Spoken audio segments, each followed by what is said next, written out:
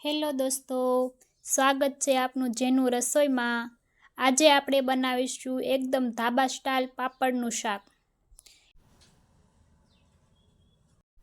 તો શાક બનાવવા માટે આપણે સૌપ્રથમ બધી શાકભાજીને સુધારી લેશું। લસણને આ રીતે કટ કરી લેશું।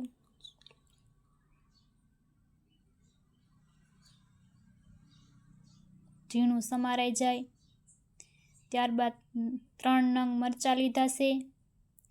મરચાંને પણ આ રીતે ઝીણા ઝીણા સમારી લેશું।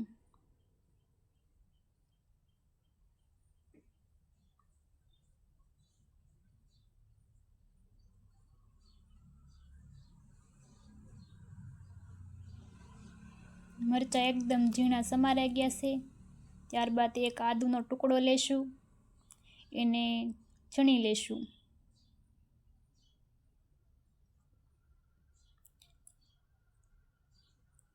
હવે 3 નાની ડુંગળી, એને પણ ઝીણી સુધારી લેશું।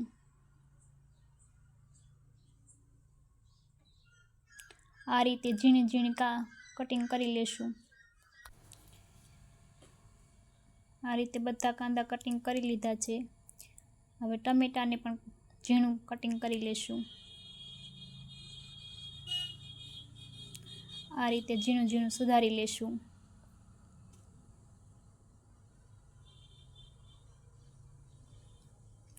ત્યારબાદ હવે આપણે પાપડ લીધા છે। પાપડને આ રીતે નાના નાના ટુકડા કરી એક બાઉલમાં નાખીશું। જોઈ શકો છો ઝીણા ઝીણા પાપડના ટુકડા કરી લીધા છે।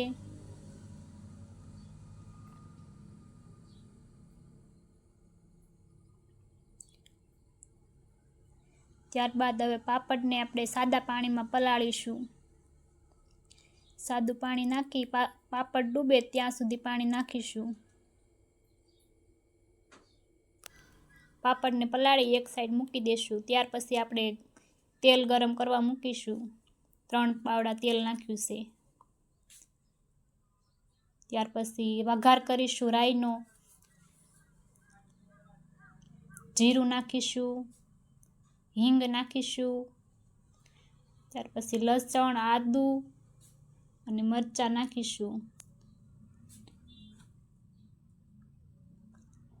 એકવાર મિક્સ કરી લેશું। ત્યાર પછી કાંદા નાખીશું। કાંદાને પણ સારી રીતે મિક્સ કરીશું।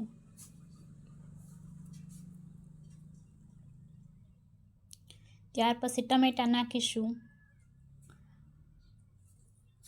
બધું સારી રીતે મિક્સ કર્યા બાદ તેમાં મસાલા નાખીશું। હળદર પાવડર, મીઠું સ્વાદ અનુસાર, ધાણા જીરું પાવડર, ગરમ મસાલો પાવડર,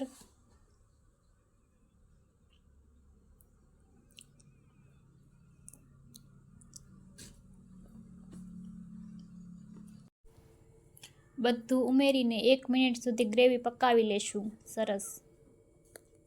સરસ આ રીતે તેલ છૂટું પડી જાય ત્યાં સુધી ગ્રેવીને પાકવા દેવી।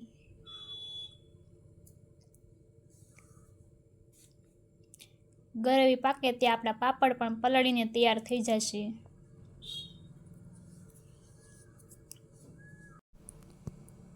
એક ચમચી લાલ મરચું પાવડર ઉમેરી મિક્સ કરી લેશું। સારી રીતે મિક્સ થયા બાદ તેમાં પલળેલા પાપડ નાખીશું પાણી સાથે જ। પાણી અને પાપડ બધું તેમાં ઉમેરી દેશું।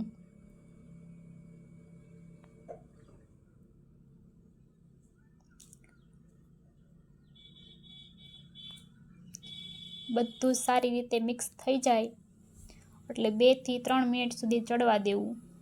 પાણી બધું બળી જાય ત્યાં સુધી ચડવા દેશું।